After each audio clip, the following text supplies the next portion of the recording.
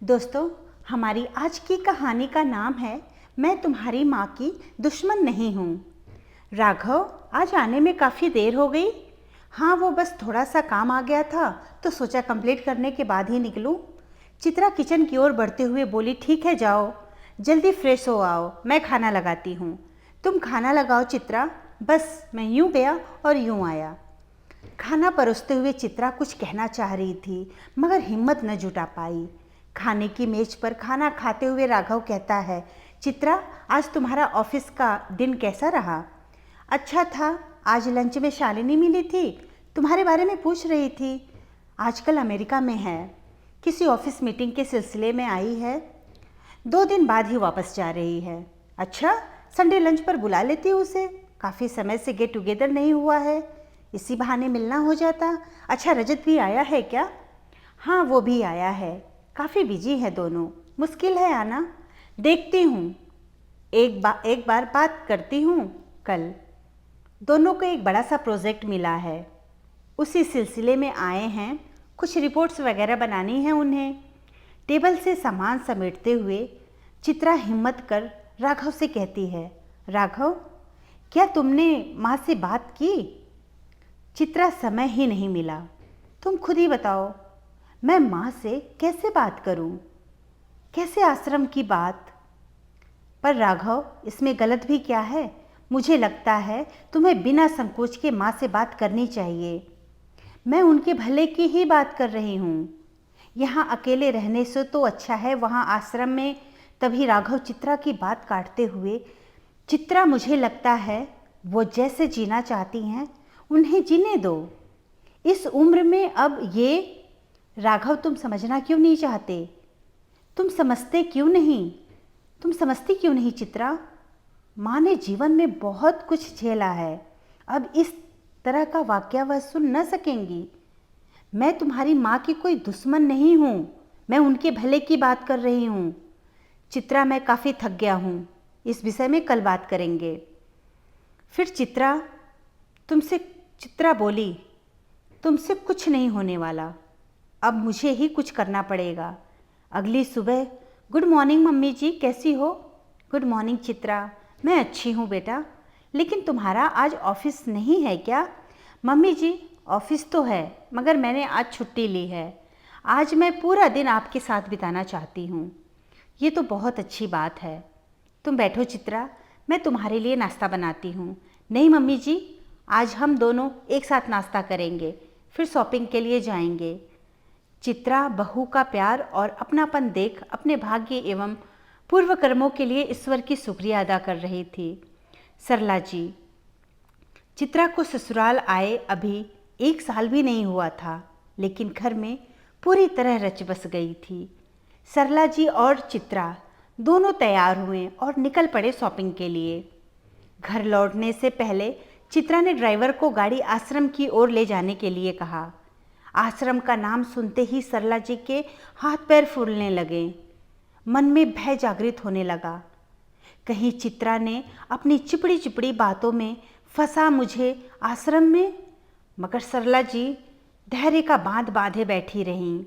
Driver ने गाड़ी रोकी, चित्रा और सरला जी गाड़ी से उतरे। सामने बड़ा सा आश्रम था। सरला जी का मन अभी भी उथल फुथल कर रहा था। माँ, इस आश्रम से मेरी बहुत सारी यादें जुड़ी हैं।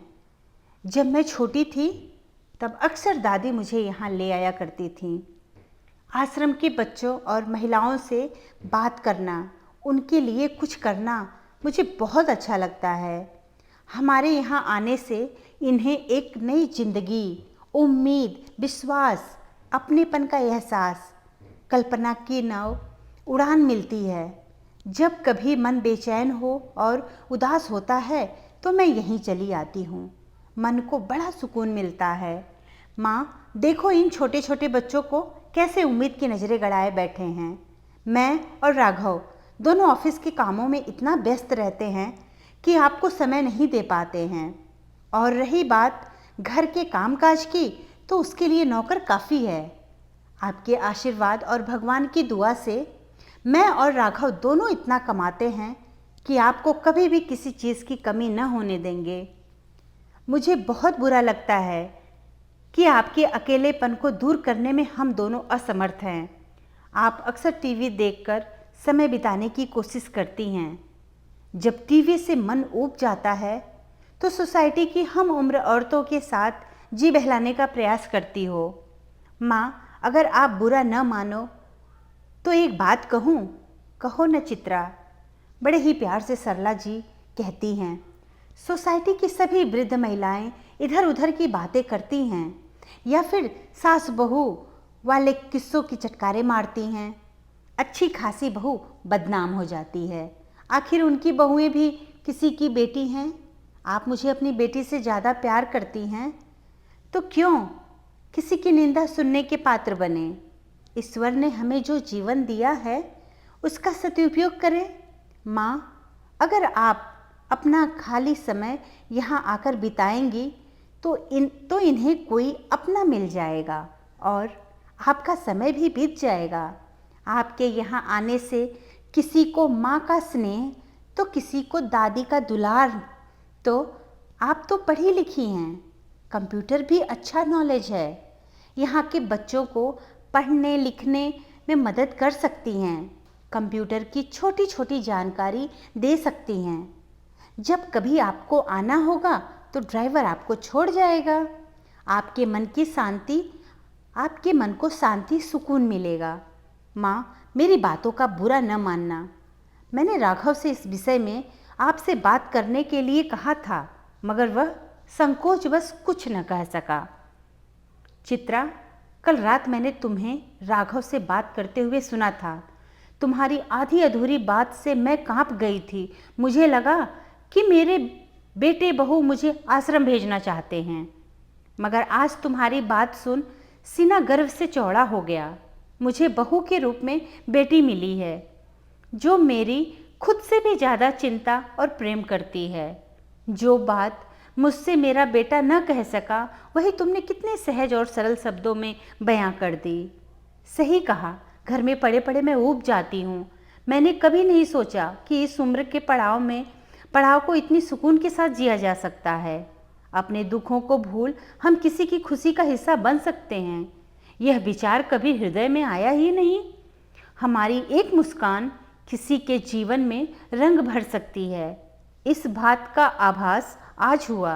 बेटा, तुमने जीवन के इस पड़ाव पर मुझे जीने की नई राह दिखाई और ये राह मुझे कभी अकेला महसूस नहीं होने देगी। धन्यवाद दोस्तों। कहानी अच्छी लगी तो लाइक और सब्सक्राइब जरूर करें।